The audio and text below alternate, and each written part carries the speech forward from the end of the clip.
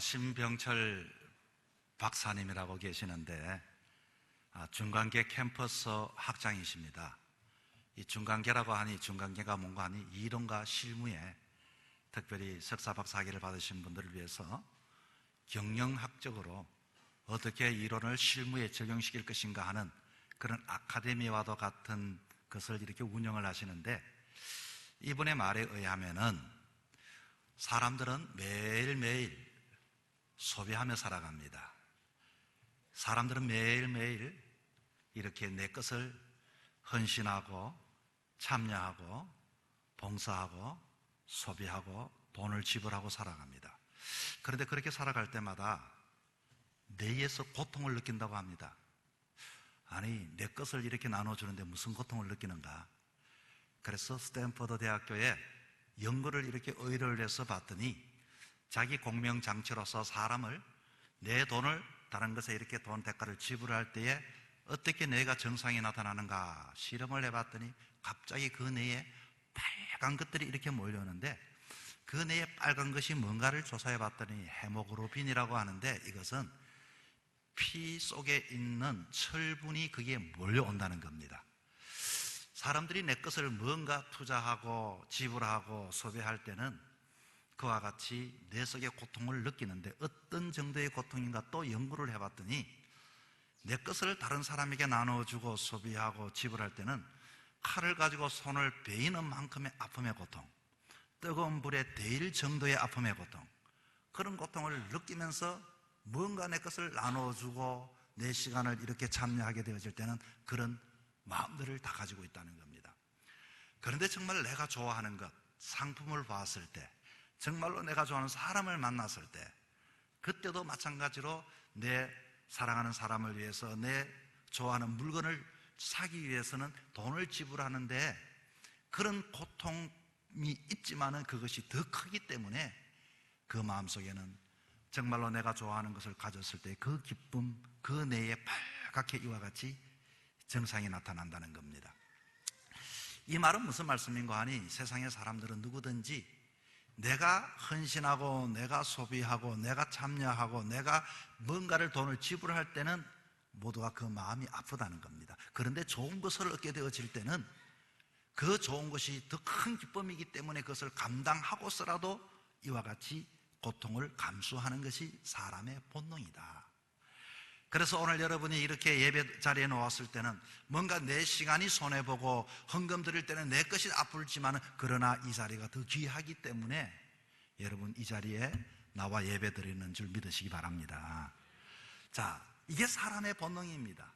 그래서 우리나라가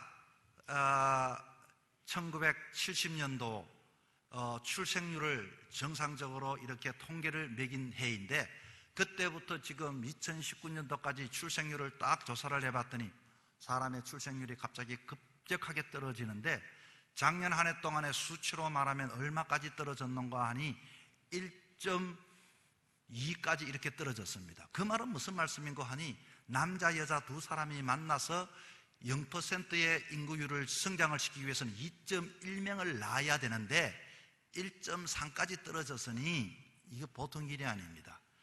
세계에서 아주 저출산국으로 알려진 일본도 1.43인데 한국이 1.3으로 떨어졌으니, 그래서 정부에서는 큰일 났구나, 어떻게 두 사람이 결혼해서 2.1명을 낳아야 이 똑같이 유지가 되는데 1.3대가 나왔으니 이거 큰일 났다 싶어서 올 한 해 동안에 돈을 43조나 이와 같이 가치를 이와 같이 사람들에게 돈을 정책을 썼습니다.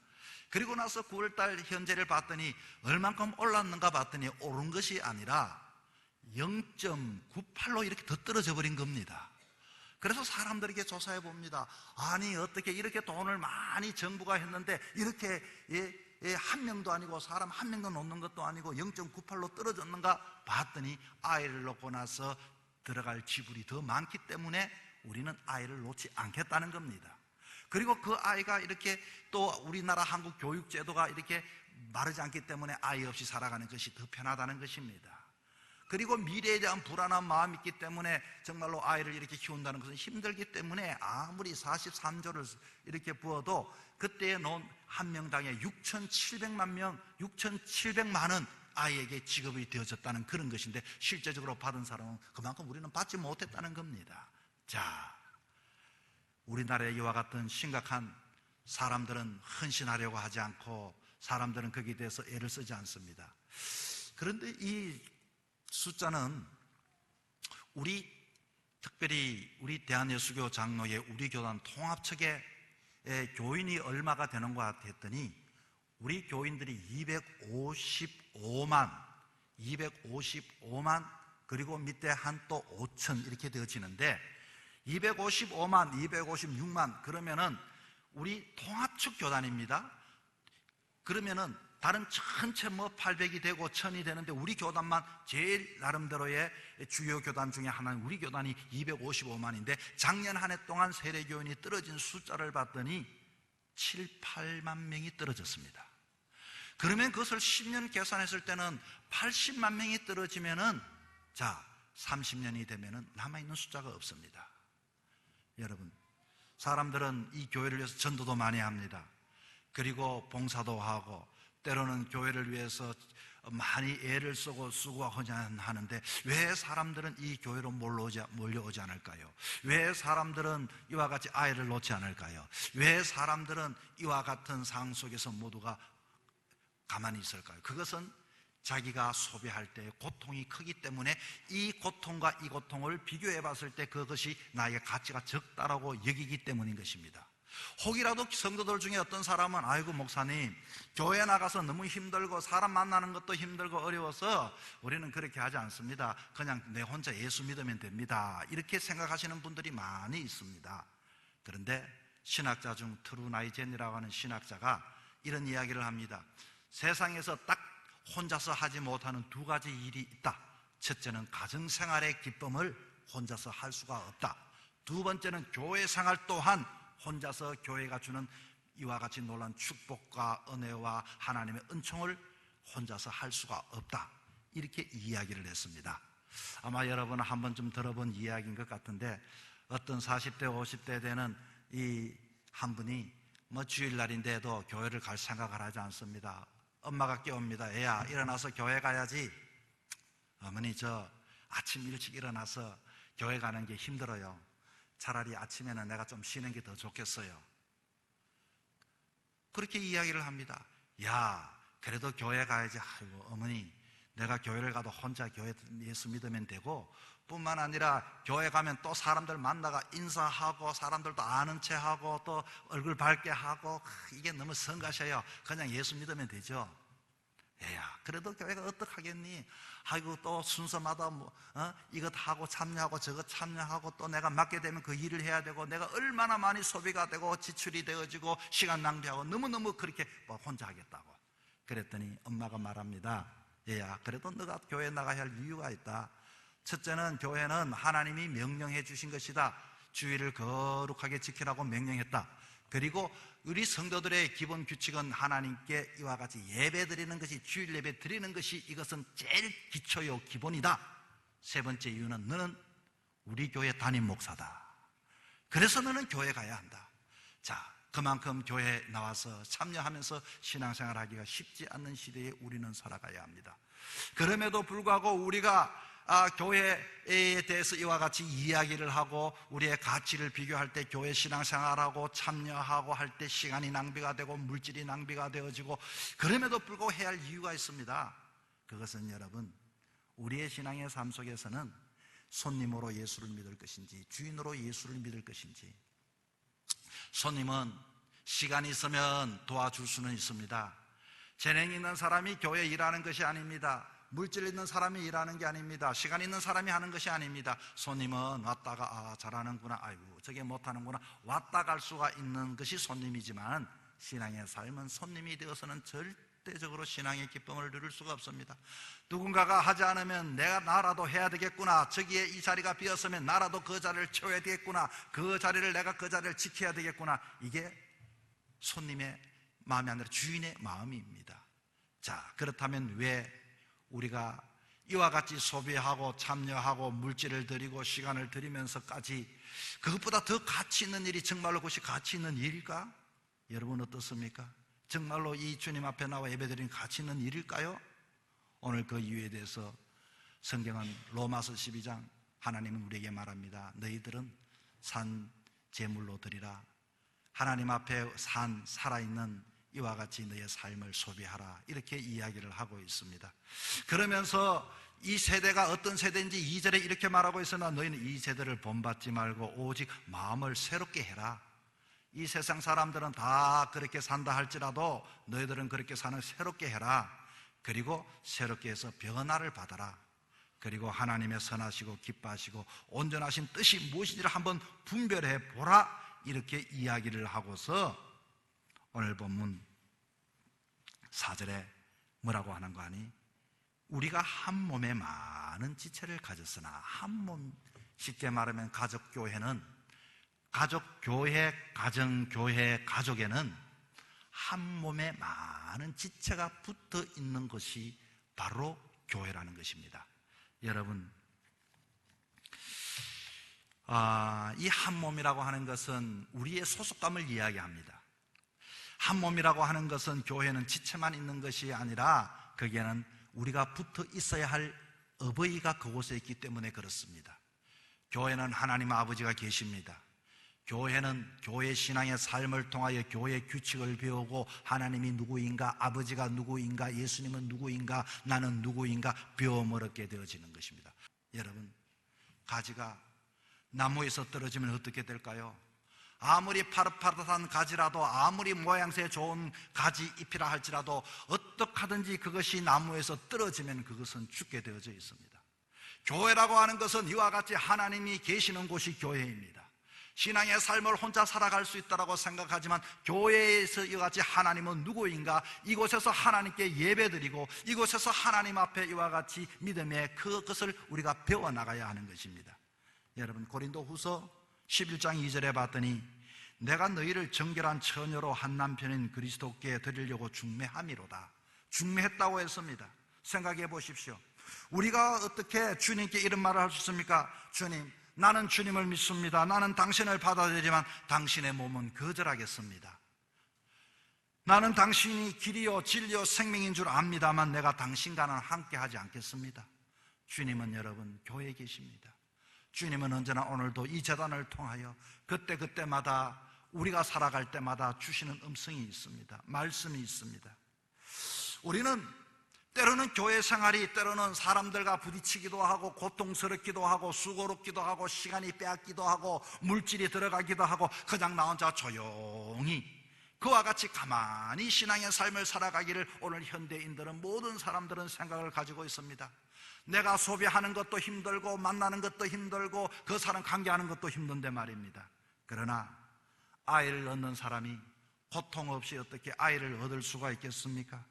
아이를 키우는 사람이 어떻게 그 아이를 위해서 아이 때문에 고통하지 않고 수고하지 않고 땀 흘리지 않고 잠자지 않고 그 아이를 그렇게 양육하며 키워낼 수 있겠습니까? 신앙이라고 하는 것은 그런 것이 아닙니다. 신앙이라는 것은 내가 이와 같이 하나님 앞에 이 보호를 받을 뿐만 아니라 내 자신 또한 밑에 있는 사람을 양육도 해주고 기저귀도 갈아주고 내가 그를 위해서 입혀도 주고 염려도 해보고 그 사람 때문에 기도도 해주고 함께 나누는 삶, 그 가족 안에 있을 때 우리의 신앙이 자라나고 어부의 마음을 배우게 되고 내가 하나님의 그 크신 사랑을 느낄 수가 있게 되는 것입니다. 가정을 떠나면 아이들이 버릇이 없다고 하죠. 옛날에 아버지가 없이 자란 아이들은 버릇이 없다고 하죠. 마찬가지입니다. 부모의 가치를 잃어버리면 안 됩니다. 우리가 그런 마음으로 내가 좀 수고스럽더라도 내가 좀 힘들더라도 그것이 세상의 어떤 가치와 계산이 아니라 그것은 육적인 것이라면 우리는 영적인 이 세상 속에 내 삶을 전적으로 올인하여서 여기에 포커스를 맞추고서 우리는 아버지가 계신 주님의 몸된 교회가, 내 가정이 때로는 가난하고 내 가정이 때로는 문제가 있고 내 가정이 힘든 형제가 있다 할지라도 이곳에서 신앙의 삶을 살아야 하는 이유가 바로 거기에 있는 것입니다. 그곳은 아버지가 계시기 때문인 것입니다. 하나님의 말씀이 계시기 때문인 것입니다. 교회의 질서를 배워나가기 때문에 그런 것입니다. 여러분, 세상 일 때문에 끊임없이 내 것을 소비하고 내 시간을 낭비한다고 생각하지 마십시오. 이곳에서는 우리는 하나님께서 신부로서 교회를 세워주신 곳이 교회인 것입니다. 그래서 교회는 아버지가 계신 곳입니다. 힘들고 어려워도, 수고스럽더라도, 고통이 있더라도, 때로는 억울한 일을 당해도 여러분 몸된 제단에 머무를 수 있는 여러분의 삶이 되기를 축원합니다. 두 번째는 교회 가족에는 형제들이 있습니다. 오늘 본문 로마서 12장 6절부터 8절에 봤더니 우리에게 주신 은혜대로 받은 은사가 각각 다르니 예언이며 믿음의 분수대로, 혹 섬기는 일이며 섬기는 일로, 가르치는 자면 가르치는 일로, 위로하는 자는 위로하는 일로, 구제하는 자는 성실함으로, 다스리는 자는 부지런함으로, 긍휼을 베푸는 자는 즐거움으로 하라. 여러분, 이 교회의 삶이 여러분은 한 사람 한 사람 참 소중합니다. 여러분, 그런 의미에서 여러분은 다 사명을 가진 사람입니다. 저는 우리 교회를 생각하면서 저는 이 말씀을 분명하게 확신하는 게 한 가지가 있습니다. 우리 교회에 누가 이와 같은 성전을 지을 수 있는 능력 있는 사람이 어디 있겠습니까? 그러나 정말로 자기에게 크든 작든 주어진 은사들을 가지고 헌신하고 충성하고 순종하고 봉사할 때 이런 형제와 이런 가지, 이런 것들이 모여서 큰 나무를 이루고 숲을 이루어 나가는 교회가 바로 우리 포항 푸른숲 교회인 것을 여러분 믿을 수 있기를 바랍니다. 여러분은 어떤 가지입니까? 여러분은, 우리에게는 하나님께서는 어느 누구든지 할 것 없이 다 은사를 주셨는데 그것을 통하여 내 자신은 볼품이 없지만 내 한 사람에서는 사람들 앞에서 이와 같이 드러내기도 부족할지라도, 그러나 자기의 일들, 내가 받은 은사, 내가 받은 하나님께 주신 그 복, 그것을 작은 것이지만 함께 협력하고 나눌 때 교회를 지어나가고 앞으로도 이 재단 하나님께서 크게 역사할 것을 여러분 믿을 수 있기를 바랍니다. 교회는 천지를 하나님이 창조하셨지만 그러나 이후에는 그 천지의 창조의 터에는 창세기 2장 8절부터 10절에 봤더니 공허했다, 아무것도 그것은 없었다고 했습니다. 그리고서 거기에서는 들판에는 초목도 없었고 거기에는 채소도 없었는데, 그러나 그곳에서는 하나님이 아직도 사람의 손이 닿지 않았다고 했습니다. 오늘도 하나님은 주의 사람의 손, 주의 손길들, 주의 받은 하나님의 백성들을 통하여 그곳을 채워내기를 원하고 있습니다. 여러분, 누가 채우겠습니까?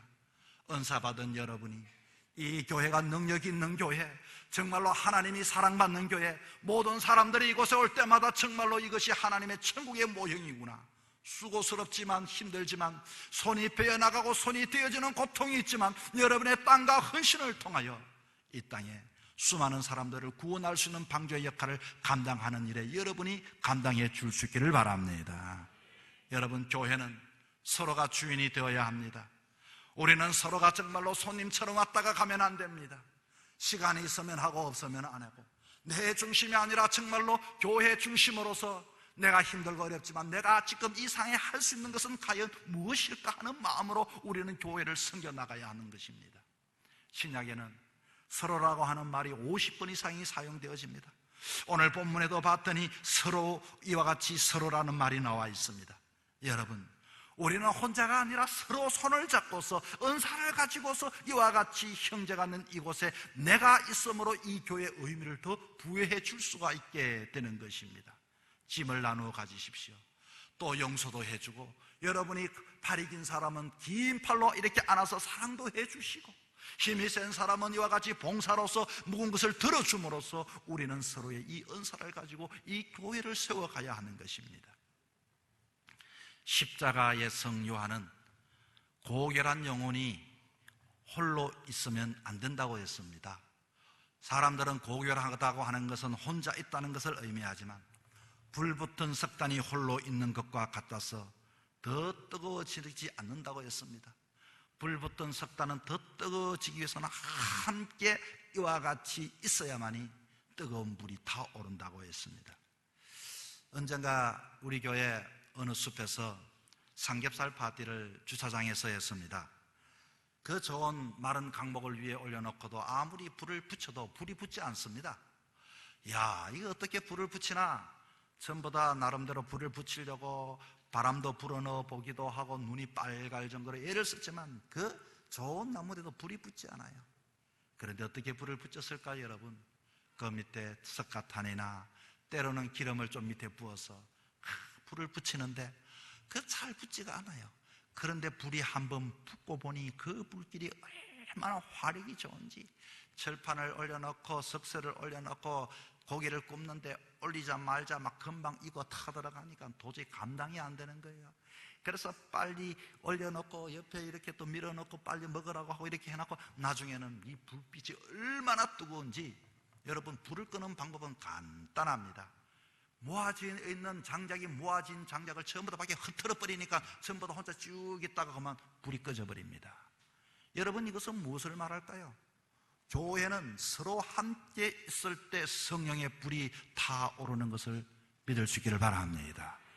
어느 누가 한 사람이 아무리 좋은 강목이라 할지라도 우리가 함께 붙잡고 있을 때, 함께 은사를 나눌 때에 그때의 교회의 성령의 역사가 일어나게 되는 것이고, 바로 그때에 하나님의 은혜가 임하게 되는 것입니다. 여러분, 그 은혜 한번 경험해 보지 않으시겠습니까?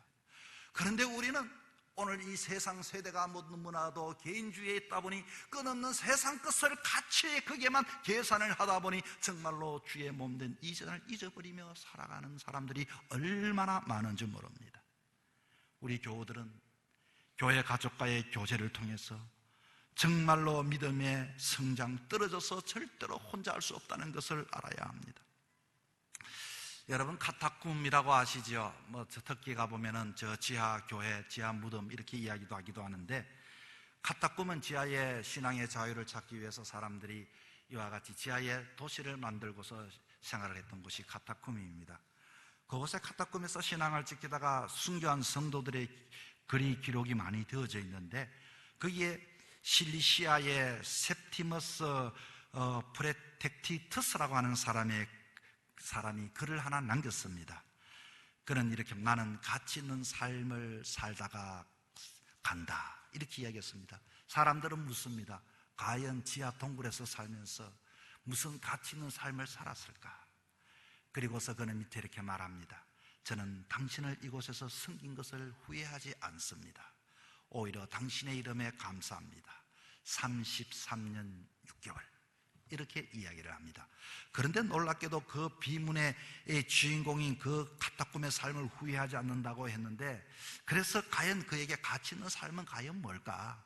과연 그가 그렇게 자기의 시간, 자기의 인생을 그렇게 그 지하에 묻어두고서 하나님 섬기는 것, 믿음의 자유를 얻기 위해서 그렇게 했던 그 가치가 뭘까? 봤더니 이렇게 쓰여져 있습니다. 우리는 보석을 싫어하는 자들이 아니다. 다만 영원한 보석을 원하는 자들이다. 우리는 재물을 싫어하는 사람이 아니다. 우리는 다만 썩지 않는 재물을 원하는 사람들이다. 우리는 명예를 싫어하는 사람들이 아니다. 다만 예수님과 함께하는 최고의 명예를 원하는 자들이다. 우리는 즐거움을 싫어하는 자가 아니다. 다만 영생의 즐거움을 원하는 자들이다. 우리는 바보가 아니다.